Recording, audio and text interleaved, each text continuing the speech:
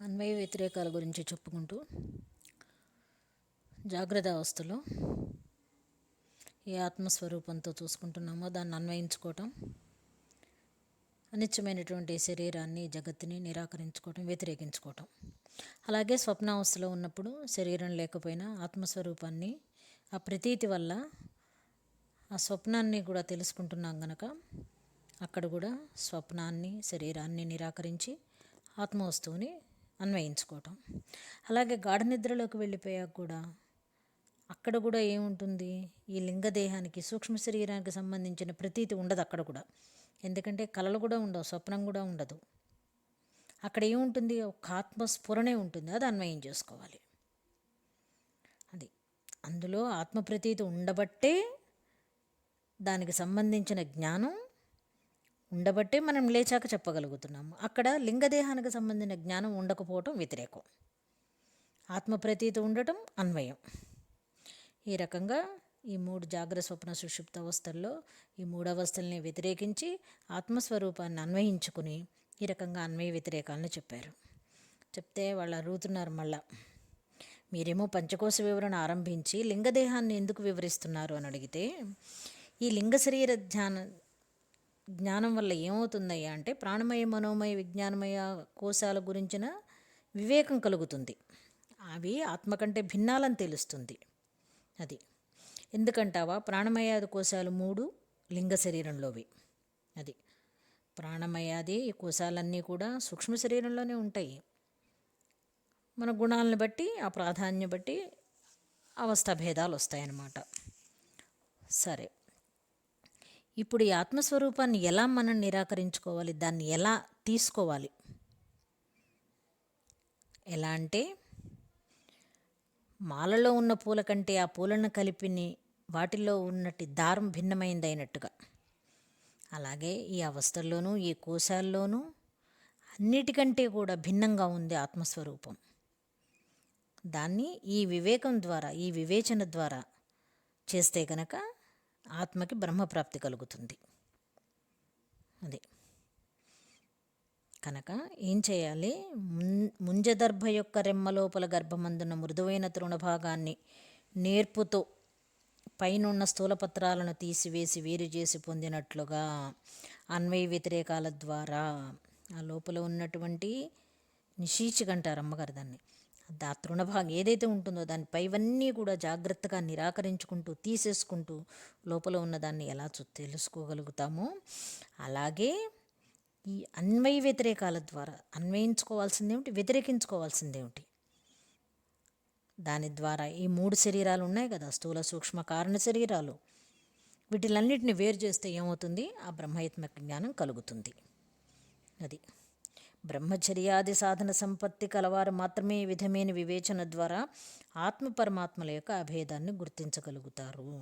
ఎవరికి తెలుస్తుంది? అది సాధకులై ఉండాలి, బ్రహ్మజ్ఞానానికి అర్హులై ఉండాలి, వాళ్ళు కలిగిన వాళ్ళై ఉండాలి. బ్రహ్మచర్యాది సాధన సంపత్తి, బ్రహ్మచర్యం అంటే ఏమిటి, ఎప్పుడూ కూడా ఆ బ్రహ్మయందు చరించటం, ఎప్పుడు కూడా ఆ నిష్టలో ఉండటం అన్నమాట. అలాంటి సాధన సంపత్తి కల వాళ్ళు మాత్రమే వివేచన ద్వారా ఆత్మ పరమాత్మల యొక్క భేదాన్ని తెలుసుకుంటారు. అది ఈ రకంగా ఏమైంది, తత్వజ్ఞాన నిరూపణ జరిగింది కదా, ఇది చెప్పాల్సింది ఏమీ లేదని అనుకుంటున్నారేమో, తర్వాత గంధ ప్రయోజనాన్ని చెప్తున్నారు వాళ్ళు. ఎట్లా, ఈ విధంగా యుక్తిపూర్వకంగా జీవాత్మ పరమాత్మల ఏకత్వాన్ని రుజువు చేయటం ద్వారా అంగీకరిస్తున్నాము. అంగీకరించారు, ఎట్లా చెప్పారు ఇప్పుడు ఇవన్నీ కూడాను, ఇవన్నీ నిరాకరించుకోవటం వల్ల వివేచన అనమాట. ఇదేంటి, తత్వ వివేక ప్రకరణం. ఆ తత్వాన్ని ఎలా వివేచన చేయాలి, ఎలా తెలుసుకోవాలి, దాన్ని తెలుసుకోవాలంటే ఏమేమి నిరాకరించుకోవాలి, ఇవన్నీ చెప్పారు. చెప్పిన తర్వాత ఏం చేశారు, దాన్ని రుజువు చేయాలి కదా. మరి చేయాలంటే ఏం చేయాలి, తత్వమసి వాక్యాల ద్వారా, భాగత్యాగ లక్షణాల ద్వారా రుజువు చేసుకోవాలి. తత్వమసి శ్రవణవాక్యం అని చెప్పుకున్నాము, గురువు ద్వారా తెలుస్తాయి ఇవన్నీ కూడా. తత్వమసి అనే వాక్యం ద్వారా, భాగత్యాగ లక్షణాల ద్వారా రుజువు చేస్తున్నారు. ఎట్లా, జీవాత్మ పరమాత్మలకు భేదం లేదనే విషయాన్ని, అలాంటి సామాన్య లక్షణాన్ని దాన్ని చూపించడం కోసం తత్వమసి ఇత్యాది మహావాక్యాల ద్వారా రుజువు చేస్తున్నారు. ఈ తత్వమసి వాక్యంలో తత్ అనే పదం యొక్క వాచార్థాన్ని చెప్తున్నారు. ముందు తత్ అంటే ఏమిటో తెలుసుకోవాలి కదా. తత్ అంటే ఏంటి? ఏ పరబ్రహ్మము తమో గుణ ప్రధానమైన మాయ ద్వారా ఈ సమస్త ప్రపంచానికి ఉపాదాన కారణమవుతున్నాడో, ఏ పరబ్రహ్మ సత్వగుణ ప్రధానమైన మాయ ద్వారా ఈ ప్రపంచానికి నిమిత్త కారణుడవుతున్నాడో అటువంటి ఆ పరబ్రహ్మమే తత్ అనే పదంతో చెప్తారు, సూచిస్తారు. తెలుసుకోవాలి ఆ తత్పదార్థం అంటే ఏమిటి అంటే ఎలా? తమోగుణ ప్రధానంతో ఏం చేస్తున్నాడు? ఈ ప్రపంచానికి అంతటికీ ఉపాదాన కారణం అవుతున్నాడు. సత్వగుణ ప్రధానంతో మాయ ద్వారా నిమిత్త కారణుడు అవుతున్నాడు. ఆయనలోంచి వస్తోంది, వచ్చినాగానే ఆయన నిమిత్త కారణుడు అవుతున్నాడు. తమోగుణం ద్వారా సృష్టి చేస్తున్నాడు, సత్వగుణం ద్వారా నిమిత్త కారణుడు అవుతున్నాడు. అలాంటివాడు ఆ తత్పదార్థం అనేటువంటి పరబ్రహ్మ స్వరూపము. అది ఈ పరమాత్మ తమోగుణ ప్రధానమైన మాయను ఉపాధిగా గ్రహించి స్థావర జంగమాత్మకమైన ఈ సమస్త పదార్థ సృష్టికి ఉపాదాన కారణుడవుతున్నాడు. ఎట్లా? ఆయన ఏం చేస్తున్నాడు? ఈ పరమాత్మ ఎలాంటివాడు? ఎలాంటి గుణాలు లేనటువంటి నిర్గుణ స్వరూపుడు ఆయన. ఆయన ఏం చేస్తున్నాడు? ముందు తమోగుణ ప్రధానమైన మాయను ఉపాధిగా గ్రహించి, మాయ ఉండాలక్కడ, అక్కడ ప్రకృతి ఉండాలి. ప్రకృతి పురుషులు అన్నారు. సృష్టి జరగాలంటే ప్రకృతి ఉండాలి అక్కడ. అది ఏది అలాంటిది? తమోగుణ ప్రధానమైన మాయ. దాన్ని గ్రహించి ఈ స్థావర జంగమాత్మకమైనటువంటి ఈ సకల సృష్టిని కూడా ఆయనకి ఉపాదాన కారణుడవుతున్నాడు, చేసినవాడవుతున్నాడు ఆ పరమాత్మే. అది సత్వగుణ ప్రధానమైన మాయను ఉపాధిగా గ్రహించి ఈ సృష్టి రచనకు నిమిత్త కారణుడవుతున్నాడు. అది తత్ ప్లస్ త్వం ప్లస్ అసి అనే వాక్యంలో తత్ అనే పదానికి అర్థం ఈ జగత్తుకు నిమిత్త కారణుడని. అది ఉపాదాన కారణుడు కూడా పరబ్రహ్మస్వరూపమే. ఈ రకంగా తత్ అనే పరబ్రహ్మంను సూచించటానికి ఇవన్నీ కూడా వాడారు. ఈ తత్పదార్థాన్ని నిరూపించిన తర్వాత ఈ త్వం పదార్థం అంటే ఏంటి? ఆ పరబ్రహ్మమే మలినసత్వ గుణమైనట్టి ప్రధానమైనట్టి కామ కార్యాదులతో కూడినట్టి అవిద్య అని పేరు గల మాయను ఉపాధిగా గ్రహిస్తున్నప్పుడు ఆ పరబ్రహ్మమే త్వం అని అంటారు. ఎట్లా? మళ్ళా శుద్ధ సత్వంలోంచి వచ్చింది, మళ్ళా మలిన సత్వగుణ ప్రధానమే కామకర్మాదులతో కోరికలు కర్మలతో కూడి అవిద్య అనే పేరు గల మాయను ఉపాధిగా గ్రహిస్తున్నప్పుడు ఆ పరబ్రహ్మమే త్వం అని అంటారు. ముందు కూడా చెప్పుకొచ్చున్నాం ఇందులోనే. సత్వగుణ మాలిన్యం నైర్మల్యం, తమోగుణ మాలిన్యం. ఎట్లా? సత్వగుణం మాలిన్యమే. అది కూడా ఎట్లా అంటే మాయోపాధిలో ప్రతిఫలించిన వాడు ఈశ్వరుడు, మలినమాయలో ప్రతిఫలించిన వాడు జీవుడు. ఆయన యొక్క లక్షణాలేంటి? సర్వజ్ఞత్వం, సర్వేశ్వరత్వం, సర్వాంతర్యామ్యత్వం. ఈయన లక్షణాలేంటి? కర్తృత్వ భోక్తృత్వాలు, కించిత్ జ్ఞానం. అదనమాట. ఇక్కడకు ఇందులోకి వచ్చేవరకు ఏమైపోయాడు? ఈ కించిత్ సత్వరజస్తమోగుణ మిశ్రితమైనట్టి కోరికలతో కర్మలతో కూడి అవిద్యను ఉపాధిగా గ్రహించి పరబ్రహ్మనే జీవుడు అంటున్నారు. ఆయన కూడా పరబ్రహ్మ స్వరూపమే. కాకపోతే ఈ మలినం ఉంది, కామ్యకర్మలున్నాయి, కర్మలయకున్నాయి, వాసనలున్నాయి, కోరికలున్నాయి, ఈ 3 గుణాలు ఉన్నాయి. వీటి వల్ల ఏమైపోతున్నాడు? జీవుడైపోయాడు. ఆయన ఎవరు? త్వం పదార్థం. కనుక తత్వం అనే పదాలకున్న వాచ్యార్థాన్ని చెప్పి లక్షణ ద్వారా ఆ వాక్యం యొక్క అర్థాన్ని చెప్తున్నారు. ఎట్లా? పరస్పర విరుద్ధమైనట్టు ఈ 3 విధాలుగా ఉన్నట్టు మాయను వదిలేసి లక్షణ వృత్తితో ఈ మహావాక్యానికి అర్థం అఖండ సచ్చిదానంద బ్రహ్మము అని గ్రహించగలుగుతాము. అది ఇంకొకటి ఉంది, లక్షణావృత్తి ఉంది ఇంకొకటి. దానివల్ల ఏం చేస్తాము? అఖండ సచ్చిదానంద బ్రహ్మస్వరూపం అని చెప్పి తత్ త్వం ఈ రెండింటిని కలిపేస్తుంది అది. అది ఆ రకంగా ఎట్లా తెలుసుకోవాలి దాన్ని అంటే ఆ బ్రహ్మస్వరూపాన్ని లక్షణావృత్తితో. ఒక దృష్టాంతం ఏదైనా ఉందా అంటే చెప్తున్నారు. వాడే వీడు అనే వాక్యాల్లో వీడు వాడు అంటే తత్ ఇదంతా అనే పదాలకు దేశకాల విశేషతారూపమైన ధర్మాన్ని బట్టి పరస్పర వైరుధ్యం ఉంది. 2 ఒకటి కావు. ఆ పదాలకున్న దేశ కాలాధిగతమైన భేదాన్ని వైరుధ్యాన్ని వదిలివేస్తే ఆ రెండిటికి ఆశ్రమైన ఒకే స్వరూపం మనకు లక్షణావృత్తి ద్వారా తెలుస్తుంది. లక్షణావృత్తులు ఇదివరకు కూడా చెప్పుకున్నాం మనము. అందులోది 3వదైనటువంటి స్వయం దేవదత్త అనే లక్షణావృత్తి ద్వారా అది ముఖ్యమైన వృత్తి. దాని ద్వారా ఆ పరమాత్మ స్వరూపాన్ని తెలుసుకోగలుగుతాం అన్నమాట. ఎలా తెలుసుకోగలుగుతామంటే వాడే వీడు. అది ఎట్లా చేయాలి? యజ్ఞదత్తుడు అనేవాడు దేవదత్తుడిని పూర్వం ఎప్పుడో ఒకసారి ఎక్కడో అన్యప్రదేశంలో చూశాడు.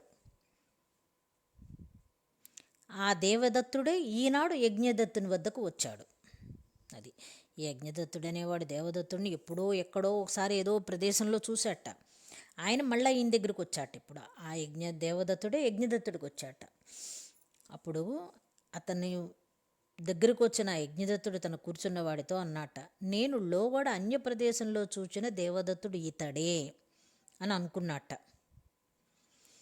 నీవు లోగడ ఎన్నడో భూతకాలంలో ఏదో అన్యప్రదేశంలో చూసిన దేవదత్తుడు ఈ రోజున ఇక్కడ చూస్తున్న దేవదత్తుడు ఒకడే ఎట్లా అవుతాడు? కాలం భేదం ఉంది, దేశభేదం ఉంది కదా, ఈ భేదాలు ఉన్నాయి కదా. అప్పుడేమో అక్కడ చూసావు, ఇప్పుడేమో ఇక్కడ చూస్తున్నావు. ఆ కాలము ఆ దేశము అవి వేరుగా ఉన్నాయి, ఈ కాలము ఈ దేశము ఇవి వేరుగా ఉన్నాయి.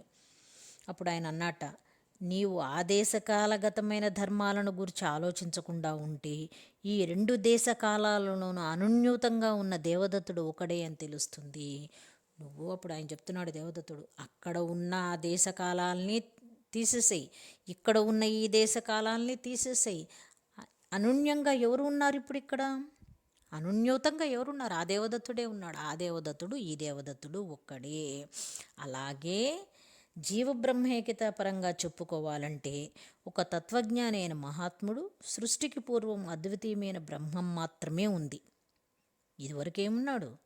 పరబ్రహ్మస్వరూపం ఒకటే ఉంది. అవిద్యారూపమైన ఉపాధి వల్ల జీవరూపంలో శిష్యునిగా మహాత్ముడి వద్దకు వచ్చాట. తత్వజ్ఞాని మహాత్ముడుకు సృష్టికి పూర్వం ఎలా ఉన్నాడు? అద్వితీయమైన బ్రహ్మం మాత్రమే ఉంది. ఆ బ్రహ్మం ఏమైంది? కాలాంతరాల్లో అవిద్యా రూపం వల్ల ఉపాధి వల్ల జీవరూపంలో వచ్చేశాడు. అప్పుడు ఆ మహాత్ముడు సృష్టికి పూర్వం అద్వై రూపంలో ఉండిన బ్రహ్మానివి నీవు మాయోపాధి వల్ల ఇట్లా తిరుగుతున్నావు తప్పిపోయి అని అప్పుడు ఆ శిష్యుడు, నేను అల్పగల శక్తి కలవాడను, అల్పజ్ఞుడు, బ్రహ్మం ఎట్లా కాగలను అన్నట్ట. ఆ మహాత్ముడు చెప్పాట, పరిపూర్ణ జ్ఞానవంతుడైనటువంటి ఆ పరబ్రహ్మస్వరూపమైనటువంటి ఆ గురువు అవిద్యారూపంలో ప్రతిఫలించినట్టు ఈ జీవుడికి చెప్తున్నట్ట, నువ్వు మాయోపాధి వల్ల ఈ మాయ ఉపాధి వల్ల నువ్వు ఇలా జీవుడిగా వచ్చావు తప్పిపోయి, నువ్వు కూడా పరబ్రహ్మస్వరూపానివేనయ్యా అని చెప్తాట. చెప్తే నేను అల్పశక్తి గలవాడిని కదా, అల్పజ్ఞుడిని, నేను ఆ బ్రహ్మని ఎట్లా అవుతాను అంటే అప్పుడు ఆ మహాత్ముడు చెప్తున్నట్ట, నీవు అవిద్యా పరిపక్వమైనటి ఆ ఉపాధిని, మాయాజన్యమైన దాని మిథ్య అని తెలుసుకుని వాటిని వదిలేసేయి, నీవు కూడా బ్రహ్మ అవుతావు. దీనికి ఇదివరకు కూడా చెప్పుకున్నాం మనం. శుద్ధమాయలో ప్రతిఫలించిన జీవలక్షణాలు, మలినమాయలో ప్రతిఫలించిన శుద్ధమాయలో ప్రతిఫలించిన ఈశ్వర లక్షణాలు, మాయా ఉపాధిలో ప్రతిఫలించిన జీవ లక్షణాలు, ఈ లక్షణాలు ఆ లక్షణాలు రెండు తీసేస్తే ఒకటే అవుతాడు. జీవుడు కూడా ఈశ్వరుడు కూడా ఒకటే అవుతాడు. చేయాల్సిందేమిటి? ఈ ఉపాధి లక్షణాలని నిరాకరించుకోవటం, సాక్షిత్వానికి రావటం. కనుక ఈ లక్షణ ద్వారా ఏమవుతున్నావు? నువ్వు కూడా పరబ్రహ్మ స్వరూపానివి అవుతావని చెప్పి ఆ గురువు చెప్పిన ద్వారా ఆయన కూడా ఆ పరమాత్మ స్వరూపాన్ని నేనే అని చెప్పి తెలుసుకుని ఆ విద్యను వదిలేస్తే కనుక ఈ తత్వమసి మహావాక్యం ద్వారా భేదరహితమైనటువంటి సచ్చిదానంద రూపమైనటువంటి ఆ పరమాత్మని నువ్వు పొందగలుగుతావు అని చెప్పి ఈ రకంగా చెప్పుకొచ్చారనమాట. అయితే ఈ మహావాక్యం ద్వారా ఏం చేయాలి? పరమాత్మ స్వరూపాన్ని తత్వమసి మహావాక్యం ద్వారా, తత్వమసి మహావాక్యం శ్రవణవాక్యం, దీని ద్వారా ఆ పరమాత్మ స్వరూపాన్ని తెలుసుకోవాలి. ఇంతకు ఈ గ్రంథ సందర్భంలో చెప్పింది ఏమిటయ్యా అంటే, తత్వమసి ఇత్యాది మహావాక్యాల ద్వారా ఈ విధంగా అర్థాన్ని అనుసంధాన్ని చేయటాన్ని, తలసటాన్ని శ్రవణం అంటారు. అది ఈ మహావాక్యాల అర్థాన్ని అనుసంధానం చేసుకుంటూ దాన్ని తలుచుకుంటూ ఉండటమే శ్రవణం. అది శృతి వల్ల విన్నట్టి వాక్యాల అర్థాన్ని యుక్తిపూర్వకంగా చక్కగా భావన చేయటాన్ని, తలచటాన్ని మననం అంటారు. శృతి వల్ల విన్నటి వాక్యాల్ని వాటిని యుక్తిపూర్వకంగా భావన చేయటాన్ని మననం అంటారు. తత్వమసి వాక్యాల్ని అర్థాన్ని అనుసంధానం చేసుకోవటం, దాన్ని తలుచుకోవటం శ్రవణం. అది విన్నదాన్ని మళ్ళీ యుక్తిపూర్వకంగా భావన చేయటాన్ని, తలచడాన్ని మననం అంటారు. ఈ మహావాక్యాల ద్వారా జీవబ్రహ్మైక్యాన్ని తెలియజేసే అర్థాన్ని చింతన చేయటాన్నే వేదశాస్త్రంలో శ్రవణం అంటారు. ఈ శృతులు, స్మృతులు, మహావాక్యాలు ఏవైతే ఉన్నాయో అవన్నీ కూడా ఏం చేశాయి? జీవ బ్రహ్మ ఐక్యాన్ని తెలియజేస్తున్నాయి. తెలియజేసే అర్థం ఏదైతే ఉందో దాన్ని చింతన చేయటం వేదాంత శాస్త్రంలో ఏమంటారంటే శ్రవణం అంటారు. కనుక ఈ జీవబ్రహ్మేకం అనేది ఈ శాస్త్రంలో చెప్పబడింది. ఈ విన్నదాన్ని చక్కగా భావన చేయటాన్నే మననం అంటారు.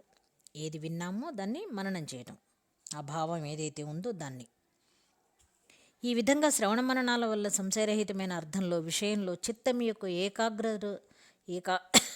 ఏకాగ్రతారూపమైన ప్రవాహాన్ని నిధిధ్యాసనం అంటారు. అది శ్రవణం వల్ల, మననం వల్ల ఎలాంటి సంశయాలు లేకుండా సంశయరహితమైపోయి ఏ విషయం అయితే ఉందో, ఏ విషయం అయితే మనం విన్నామో, ఏదైతే తెలుసుకున్నామో, ఏదైతే మననం చేశామో దాని యందు ఈ మనస్సు ఏమవుతుంది? ఏకాగ్రతారూపమైన ప్రవాహం, అది నిధిధ్యాసనం అంటారు. ఆ విన్నదాన్ని మననం చేసుకున్నదాన్ని నిధిధ్యాసలో పెట్టుకుంటాం అన్నమాట. దాన్ని మనం శ్రవణ మననాల వల్ల మహావాక్యార్థంలో ఏ విధమైన సంశయానికి తావుండకూడదు. అది అట్లా అనుమానం లేని స్థితిని నిర్విచికిత్స స్థితి అంటారు. అది శ్రవణం విన్నప్పుడు దాన్ని మననం చేసుకునేటప్పుడు ఎట్లా ఉంటే ఎలాంటి సంశయాలు ఉండకూడదు. గురువుల ద్వారా వింటున్నాము, శ్రవణం చేస్తున్నాం, దాన్ని మననం చేస్తున్నాము, సంశయాలు ఉండకూడదు, సంశయాలు తీర్చుకోవాలి. అలాంటి ఉండకుండా ఏ అనుమానం లేనట్టు స్థితిని నిర్విచికిత్స అంటారట. ఆ రకంగా ధారణ చేయాలి. దాన్ని ఎట్లా ధారణ చేయాలి? మహావాక్యార్థంలో చిత్తం స్థిరమై ఉండటమే పతంజలి సూత్రాన్ని అనుసరించి దేశబంధ చిత్తస్య ధారణ అనిపించుకుంటుంది. పతంజలి యోగ సూత్రాల్లో చెప్తారట, మహావాక్యాన్ని, ఆ అర్థాన్ని మనసులో స్థిరంగా చేసుకుని ఉండటమే ధారణ అంటారు దాన్ని. ఈ విధంగా స్థిరమైన చిత్తము యొక్క ఏకాగ్రతా ప్రవాహాన్ని యోగశాస్త్రంలో ధ్యానం అంటారు, ధారణ అంటారు.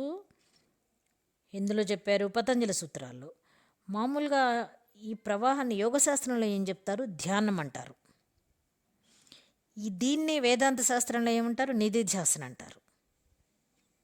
పతంజలి యోగ సూత్రాల్లో ధారణ అని చెప్తే, యోగశాస్త్రంలో ధ్యానం అని చెప్తే, వేదాంత శాస్త్రంలో నిధిధ్యాసనం అని చెప్తారనమాట.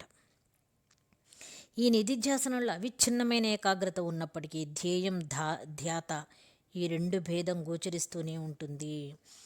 ఈ నిధిధ్యాసలో ఎలాంటి విచ్ఛిన్నము లేనటువంటి ఏకాగ్రత ఉన్నప్పటికీ మన ధ్యేయం ఏమిటి, ధ్యాత ఏంటి అని ఈ రెండు భేదం కనిపిస్తూనే ఉంటుంది. ఏ ధ్యేయాన్ని ఆశించి ఏ ధ్యాత అయితే చేస్తున్నాడో, ఏం చేస్తున్నాడో? ధ్యానం చేస్తున్నాడు. కనుక ఈ ధ్యేయం యొక్క ధ్యాత యొక్క భేదం కనపడుతూనే ఉంటుంది. అది ఈ నిధిధ్యాస అవస్థ పరిపక్వ స్థితి ఏదైతే ఉంటుందో దాన్ని సమాధి అంటారు. అది అక్కడికి సమత్వమైన బుద్ధి వచ్చేసింది, సమాధిలో ఉంటాడనమాట.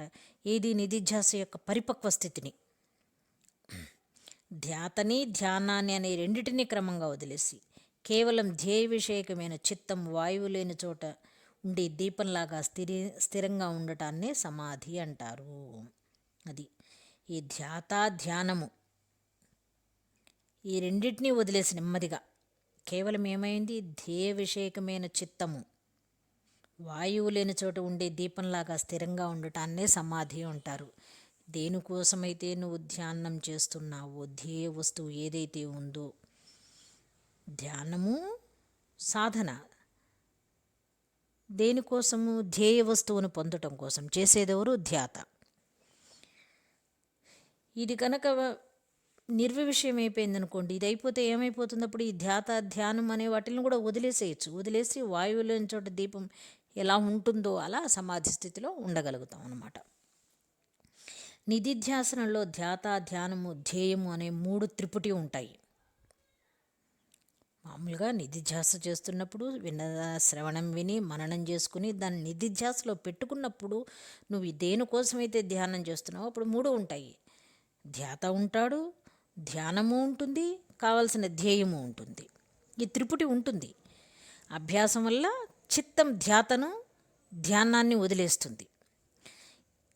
ఈ త్రిపుటితో ధ్యానం చేస్తున్నప్పుడు ఈ అభ్యాసం ఏదైతే ఉంటుందో, ఈ చిత్తం అభ్యాసం పొందిన తర్వాత, స్థిరత్వాన్ని పొందిన తర్వాత ఈ ధ్యానాన్ని కూడా వదిలేస్తుంది.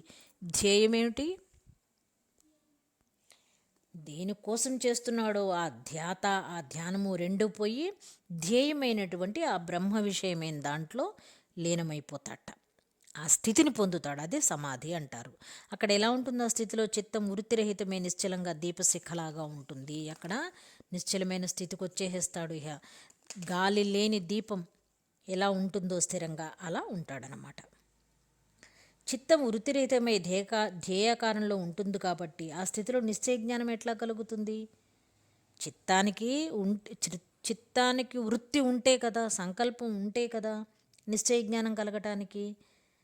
ఆ చిత్తమేమో వృత్తిరహితమైపోయింది అంటున్నారు, ధ్యేయకారంలో ఉందంటున్నారు. ఆ స్థితిలో నిశ్చయ జ్ఞానం ఎట్లా కలుగుతుంది అంటే చెప్తున్నారు, సమాధి స్థితిలో అనుమానం ద్వారా వృత్తి జ్ఞానం కలుగుతుంది, అందుచేత ధ్యేయం మాత్రమే గోచరిస్తుంది అనే జ్ఞానం సంభవమే అవుతుందని చెప్తున్నారు. అది సమాధిలో ఉన్నప్పుడు, ఆ స్థితిలో ఉన్నప్పుడు అనుమానం ద్వారా జ్ఞానం కలుగుతుంది మనకి. అప్పుడు ఏమవుతుంది? ధ్యేయం, మనం దేన్నైతే పొందాలని కోరుకుంటున్నామో అది కొంచెం గోచరిస్తూనే ఉంటుంది. ఆ జ్ఞానం కలుగుతుందిట అక్కడ.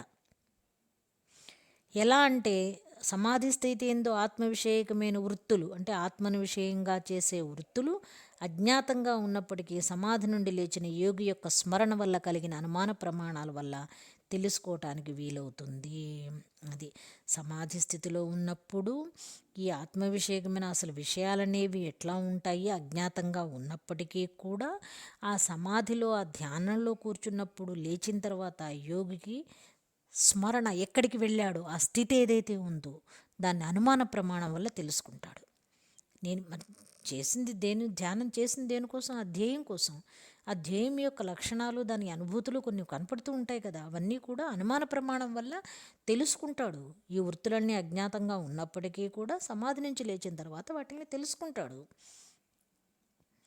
సమాధి నుండి ఉత్థితుడైన యోగి లేచినవాడు ఎలా ఉంటాడు? ఇంతకాలం పాటు నేను సమాధిలో ఉన్నాను అనే స్మరణ వల్ల ఆ వృత్తుల్ని తెలుసుకోవటానికి వీలవుతుంది. మరి అక్కడ ఉన్నాడు కదా, అంతసేపు తను ఉన్నాడు కదా, అక్కడ ఆ సమాధిలో తను ఉన్నాడు కనుక అక్కడ ఏం జరిగిందో ఆ వృత్తులేంటో తను తెలుసుకోవటానికి వీలవుతుంది. స్మృతి అనేది ఎప్పుడైనా అనుభూతమైన విషయానికి సంబంధించింది అయి ఉంటుంది కదా. ఆ స్మృతి ఎలా ఉంటుంది? నువ్వు దేనికోసమైతే ధ్యానం చేస్తున్నామో, ఏ ధ్యేయ వస్తువునైతే నువ్వు తెలుసుకోవాలనుకుంటున్నావో దాని అనుభూతమైన విషయం నీ స్మృతిలో ఉంటుంది. మనం దేనికి సంబంధించిన దాని గురించి చేస్తున్నామో ఆ స్మృతి మనలో ఉంటుంది ఎప్పటికీ కూడా, వ్యవహారికం అవనివ్వండి, పారమార్థికం అవనివ్వండి. ప్రయత్నం వల్ల చిత్తవృత్తులు పుడతాయి. సమాధిలో అటువంటి ప్రయత్నం ఉండదు కదా. ఆ స్థితిలో వృత్తుల యొక్క అనువృత్తి ఎట్లా సంభవం? అది ఏదన్నా ప్రయత్నం చేస్తేనే మనసులో వృత్తులు పుడతాయి కదా. సమాధిలో అలాంటి ప్రయత్నమే ఉండదు కదా, ఎందుకంటే చిత్తవృత్తులు పుట్టడానికి మనస్సును అక్కడ అనుసంధానం చేస్తున్నాం కదా. సమాధిలో తాత్కాలిక ప్రయత్నం అనేది లేకపోయినా అదృష్టమైనట్టి అభ్యాసపూర్వకమైనట్టి సంస్కారానికి సంబంధించిన ప్రాథమిక కాలీనమైన ప్రయత్నం వల్ల అది సంభవమే. అది తాత్కాలిక ప్రయత్నం లేకపోయినా సరే అభ్యాసం వల్ల, అదృష్టం వల్ల, మనకున్న సంస్కారం వల్ల, ఆ ప్రయత్నం వల్ల ఏమవుతుంది అంటే ఆ సమాధిలో ఆ అనుభూతిని పొందగలుగుతాం మనం. అది ఈ రకంగా ఏం చెప్తున్నారు? వృత్తుల యొక్క అనువృత్తి అంటే ధ్యేయానికి సంబంధించిన వృత్తుల యొక్క ప్రవాహమైన రూపమైన అనుసరణం. ఆ అదృష్టము అంటే ఆ శుక్లము అకృష్ణము అనే పుణ్య విశేషం. ఇవన్నీ కూడా మనకి ఈ సమాధి స్థితిలో ఇవన్నీ కూడా ఈ సంస్కారాల వల్ల ఇవన్నీ కూడా కలిగి మనకి ఆ ఆత్మానుభూతిని అనువృత్తి చేసుకునే ఇది కలుగుతుందిట. ఎట్లా అంటే గాలి లేని చోట పెట్టిన దీపంలాగా.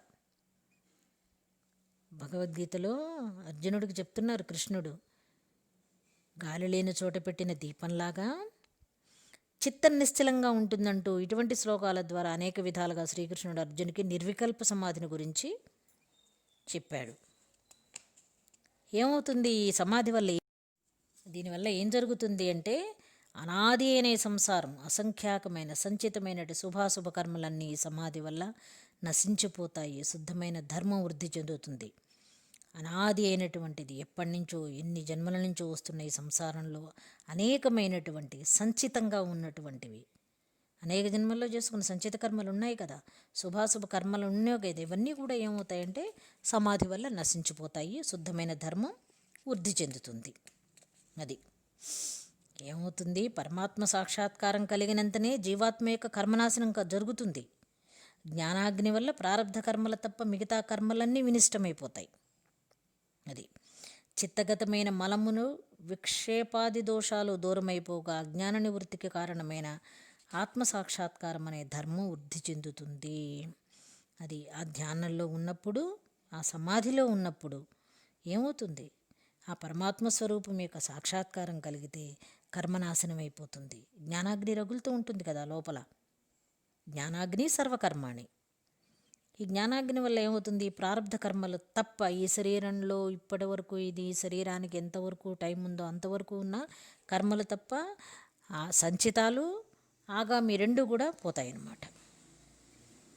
అప్పుడు ఈ విక్షేప దోషాలన్నీ పోయి, చిత్తగతమైన మనసుకున్నటువంటి మలములన్నీ పోయి, విక్షేప దోషాలు పోయి, అజ్ఞాన నివృత్తి అయిపోయి ఆత్మసాక్షాత్కారం అనే ధర్మం వృద్ధి చెందుతుంది. ఈ రకంగా వృద్ధి చెందుతుందన్నమాట. ఇలాంటి నిర్వికల్ప సమాధి వల్ల కలిగే ఫలితాన్ని చెప్తున్నారు. ఈ సమాధి వల్ల వాసనా సమూహం, జ్ఞానానికి ప్రతిబంధకాలైన అహంకారం, మమకారం, కర్తృత్వభావం, అభిమానం మొదలైన పుణ్యపాప సంచిత కర్మ సమూహం సమూలంగా నశించిపోతుంది.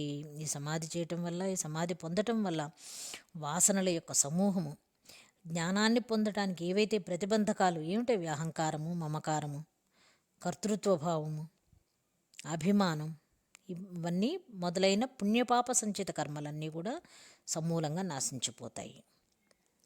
తత్వమసి మహావాక్యాల వల్ల ఇంతవరకు పరోక్ష రూపంలో సద్రూపమైన బ్రహ్మ సాక్షాత్కారం కలుగుతుంది.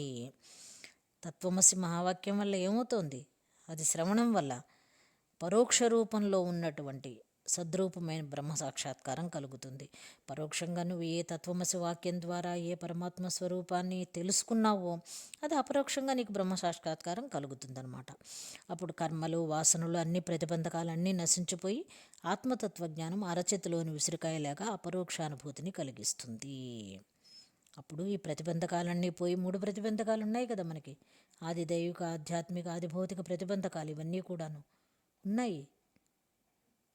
భూతవర్తమాన భవిష్యత్ కాలాల్లో ఉన్నటువంటి ఈ ప్రతిబంధకాలు, ఈ కర్మలు ఇవన్నీ ఏవైతే ఉన్నాయో అవన్నీ కూడా ప్రతిబంధకాలని ఈ తత్వజ్ఞానం వల్ల నశించిపోయి ఏమవుతుంది, అపరోక్షానుభూతిని కలిగిస్తుందన్నమాట.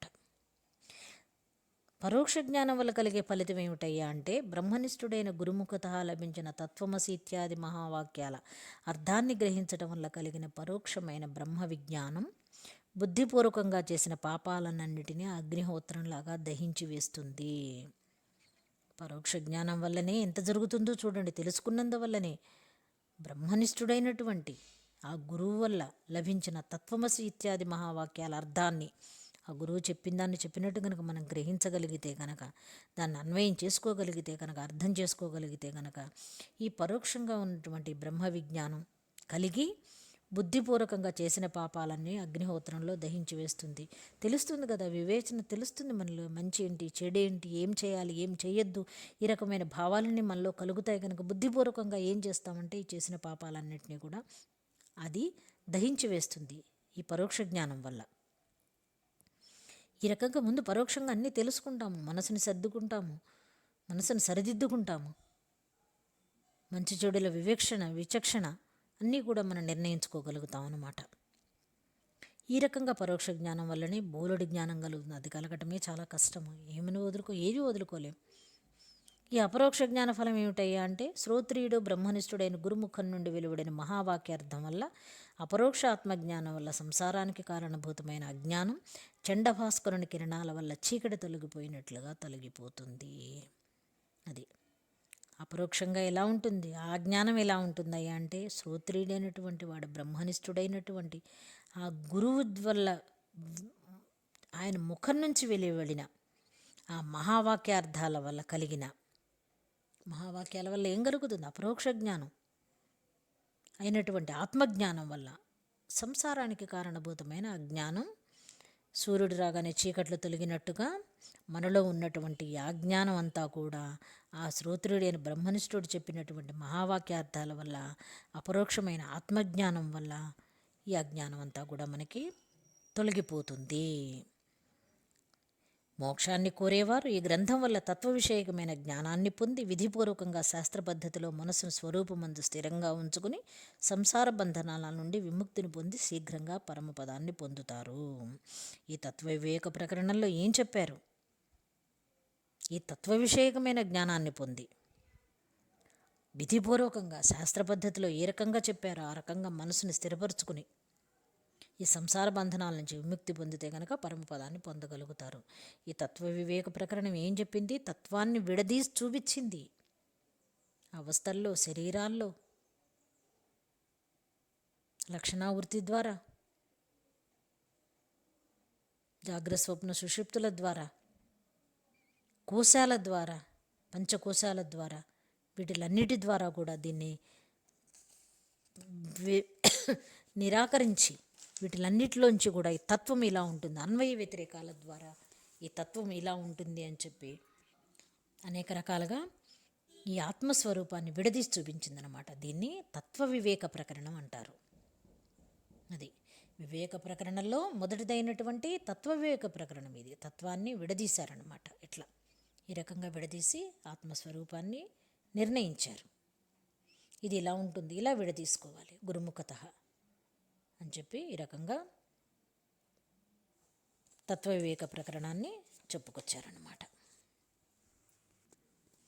తర్వాత అయిన పంచభూత వివేకం, పంచభూత వివేక ప్రకరణం ఇది తెలిసిన విషయం అందరికీ. పంచభూతాల వల్ల ఈ శరీరం రావటము, సూక్ష్మాంశాల వల్ల సూక్ష్మ శరీరం రావటము, ఈ రకంగా శబ్ద, ఆకాశము, వాయువు, పృథ్వీ, జలము, భూమి, వీటి ద్వారా ఈ స్థూల సూక్ష్మభూతాల వల్ల శరీరము తమోగుణ ప్రధానమైనటువంటివి, సత్వగుణాంశాల వల్ల సూక్ష్మ శరీరము, ఈ రకంగా ఈ శరీరం రావటము, వీటి వల్ల శబ్దస్పర్శ రూప రసగంధాదులు అనే జ్ఞానేంద్రియాలు రావటము, అవి చేసే వాటి వల్ల కర్మేంద్రియాలు పనిచేయటము, కర్మేంద్రియాలు ఎలా వచ్చాయి, జ్ఞానేంద్రియాలు ఎలా వచ్చాయి, ఈ శరీరం అనేది దేనివల్ల తయారైంది అనేది ఈ విషయంగా పంచభూత వివేక ప్రకరణం అనేది సామాన్యంగా అందరికీ తెలిసిన విషయమే ఇది.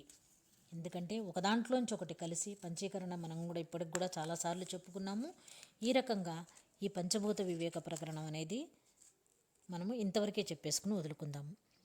ఎట్లా అంటే అనేకమైనటువంటి మనం వ్రేళ్లతో చెవులు మూసేటప్పుడు లోపల ఉన్న ప్రాణవాయువు జఠరాగ్నులకు సంబంధించిన ధ్వని వినిపిస్తుంది. నీళ్లు త్రాగేటప్పుడు మనకు లోపల ఉండే స్పర్శకు సంబంధించిన జ్ఞానం కలుగుతుంది. కళ్ళు మూసుకున్నప్పుడు లోపల ఉన్న తమస్సు అంధకారం గోచరిస్తుంది. ఈ రకంగా అన్నమాట అన్నీ కూడా. అట్లాగే త్రేణిపు వచ్చినప్పుడు లోపల రసగంధాదుల జ్ఞానం కలుగుతుంది. ఈ విధంగా జ్ఞానేంద్రియాల వల్ల అంతరికమైన జ్ఞానం సైతం గ్రహించడానికి వీలవుతోంది. తర్వాత కర్మేంద్రియాలు వాటి పనులు చేస్తున్నాయి. ఏం చేస్తున్నాయి? మాట్లాడటము, గ్రహించటము, నడక, మల విసర్జనము, విషయభోగము, ఇవన్నీ కూడా అన్నమాట. వాటి వల్ల ఇవన్నీ కూడా నడుస్తున్నాయన్నమాట. మళ్ళీ తర్వాత కర్మలను నిర్వర్తించే ఇంద్రియాలు ఏంటవి? వాక్, పాణి, పాద, ఉపస్థ అనే 5 కూడా. ఇవన్నీ కూడా వీటి వల్ల ఏమవుతున్నాయి? ఇవన్నీ కూడా ఆ జ్ఞాతను ఆధారంగా చేసుకుని ఏదైతే ఉందో మనలో ఉన్నటువంటి ఆత్మశక్తి దాన్ని ఆధారంగా చేసుకుని ఈ రకంగా మనలో ఉన్నటువంటి జ్ఞానేంద్రియాలు, దానివల్ల కర్మేంద్రియాలు, ఇవన్నీ కూడా మనస్సు ప్రేరేపించటం వల్ల, ఈ మనస్సు ఎక్కడుంది? ఆత్మకి దగ్గరగా ఉంది. ఈ మనస్సు ప్రేరేపించటం వల్ల ఈ జ్ఞానేంద్రియాలు, కర్మేంద్రియాలు ఇవన్నీ కూడా పనిచేస్తున్నాయని చెప్పి ఈ రకంగా పంచభూతాలను వివేకం చేసుకుని మనం చూసుకోవాలన్నమాట. అది పంచీకరణ ద్వారా మనకి తెలుస్తుంది. ఈ రకంగా పంచభూతాలన్నింటినీ వివరణ చేసుకుని ఇవన్నీ కూడా మనసు ద్వారా జరుగుతున్నాయని తెలుసుకుని ఈ పంచభూత వివేకరణ చేసుకోవాలి. ఈ మనస్సే అన్నీ కూడా ఇంద్రియాలన్నింటినీ ప్రేరేపించేది ఏంటి? మనస్సు. అది తప్ప ఇంకేది కాదు. దానివల్లే ఇవన్నీ కూడా, ఇవన్నీ జడాలే కదా ఇంద్రియాలన్నీ కూడా. ఈ మనస్సు కూడా జడమే, కానీ ఆత్మకు దగ్గరగా ఉండటం వల్ల ఈ మనస్సు వల్ల ఈ ఇంద్రియాలన్నీ ప్రేరేపింపబడి ఈ పంచమహాభూతాల నుంచి వచ్చినవన్నీ కూడా దానివల్లే పనిచేస్తున్నాయని చెప్పి దాన్ని వివేచన మనం చేసుకోగలగాలన్నమాట.